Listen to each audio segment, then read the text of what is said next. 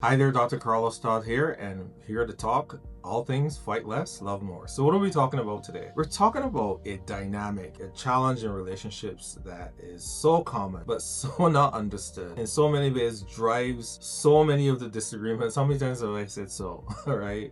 It drives so many of the disagreements in relationships, but even though we're learning more and more about this dynamic, it's something that is still not well understood by many couples. And what is it? And if you understood what it was, right, you will be in a much better place and you wouldn't have these conflicts. But before I share that with you, I'm going to talk a little bit about who I am. My name is Dr. Carlos Todd. I have been a therapist for the last 25 years, and I help people fight less, love more. I do couples work. I also provide consultation services to organizations, and I also run a website called masteringanger.com that provides anger management courses across the entire United States and beyond. So today we're going to talk about couples and the issues around conflicts. The specific topic is anxious avoidant dynamics, sometimes called the distance pursuer. In some ways, sometimes it's called the run chase cycle. But no matter all the academic names, the reality of it, this is a situation where you have somebody's chasing the connection and somebody else is running. What it feels like is that you're wanting change in the relationship and you're the one that's pushing. The other person seems to be not interested in being part of the growth or recovery process in the relationship. And so that becomes a major issue. So how do we fix this? There are several things that I want you to consider. We try to address this issue. I think the first thing to consider, what is this whole anxious thing? So when we talk about somebody who's anxious in a relationship, we're not talking about someone who is anxious as a diagnosis, right? That they need pills. We're talking about somebody who, when in their relationship, when you look around, you're engaging in the connection with the other person, there's always this sense like there's something wrong.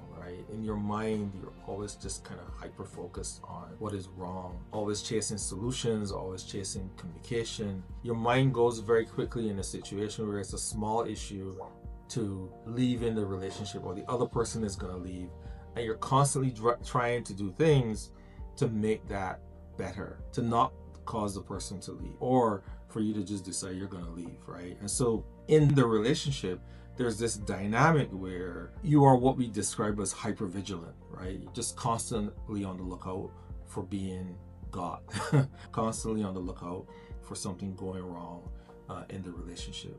And so that's what the anxious partner does. They're constantly pursuing. They always see danger, and they always respond in a way that is hyper-focused on being out in the cold with someone. There are always questions. There's always a need for reassurance. Always this kind of attention-seeking behavior, a desire for conversation. Anything that feels like silence, anything that doesn't fit the normal pattern, it feels like rejection. And then once there's a feeling of rejection, then what comes after rejection is the pursuit of that connection. So there's nothing wrong with conversation, obviously. There's nothing wrong with trying to connect with your partner. But if it becomes in your mind a situation where you're doing this because you fear rejection, that is going to be a problem. Because this thing is like a bottomless pit. If you don't talk to me, if you don't respond to me, somehow I believe that we're done, and I have to do what I can so that we can't be done, right? And so that's something that I think you gotta pay attention. What is it that the avoidant partner is actually doing, right? So the anxious person is chasing connection. They want conversation. They want interaction. What is the avoidant doing? So from the perspective of the anxious person, they don't care. You having a conversation with your guy, and in some cases your girl, they're just sitting there and they're like, I don't want to have this conversation. And it looks as though they couldn't care less. They don't want to be in the relationship. They just don't want to connect. That's how it feels to the anxious person. But in a lot of cases, the avoidant, they really struggle with communication. They don't know how to express themselves.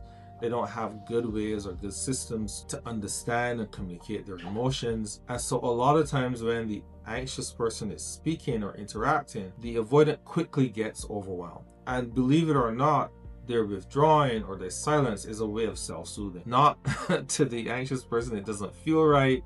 It doesn't give them good vibes, but that's their way of self-soothing.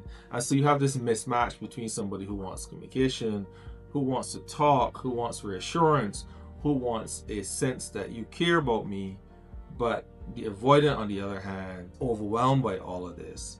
And so these two things come together to create a dynamic that is so common but so problematic at the same time. And the reason why this happens is because I think the anxiously attached person is accustomed from early childhood in particular to chasing a connection and a parent or somebody not really giving them what they need. And so they find people who are mysterious like that, who believe, because the brain is operating in such a way that it tries to find familiar patterns, not necessarily better patterns, but familiar patterns. Intellectually, you want somebody who's going to communicate, who's going to be open, but you're drawn to somebody who is avoidant, who's withdrawn, they're mysterious. And when you get into the relationship, that pattern fits, but it doesn't provide any real benefit. And the avoidant, on the other hand, is accustomed to somebody chasing connection, but them being overwhelmed and withdrawing. And so they choose somebody who they think in their mind who's going to be good for them, who's open, affectionate, that kind of stuff. But when they get into the relationship, they're overwhelmed. And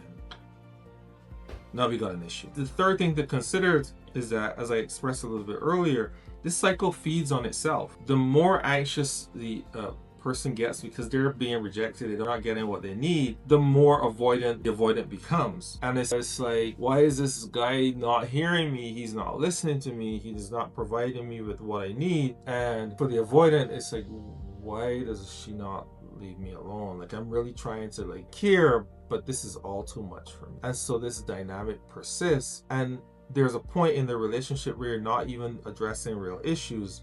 What you're doing is addressing, I don't want to be alone. This is all too much.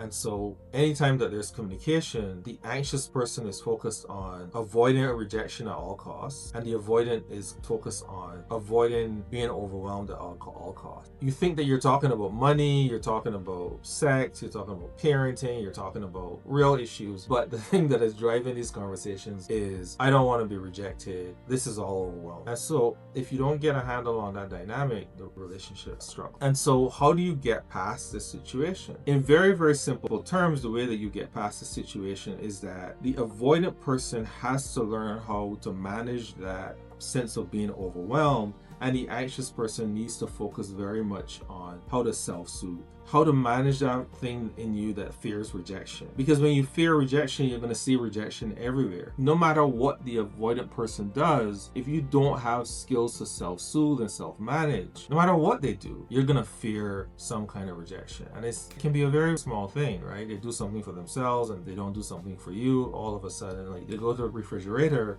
and they get themselves a bottle of water or something and don't bring water for you. And it's like, a simple thing like that can set off a firestorm, because all you're doing is looking out for yourself. You're not looking out for me. And before you know it, we're talking about the end of the relationship. So the anxious person has to learn how to self-soothe, because if you don't, that dynamic enters the conversation and you begin to try to kind of push the issue and seek reassurance, as opposed to addressing a very simple issue. So I think it becomes really important to understand the pattern and how to address the pattern. So what do we do? What else do we do? The anxious person has to learn how to self-soothe, and the avoidant person has to learn how to express themselves effectively and how to avoid being overwhelmed. What are some of the skills that you need to develop? My book, Fight Plan, addresses this. I go through scenarios on the issue of the anxious avoidance cycle where you can address these issues in very clear and direct terms. You want to click the link below for my book, Fight Plan. Any of the other books that I have on manhood, the books that I have on infidelity. There's also a book for Christians on the issue of how do you effectively manage conflict from a biblical standpoint. So click the link below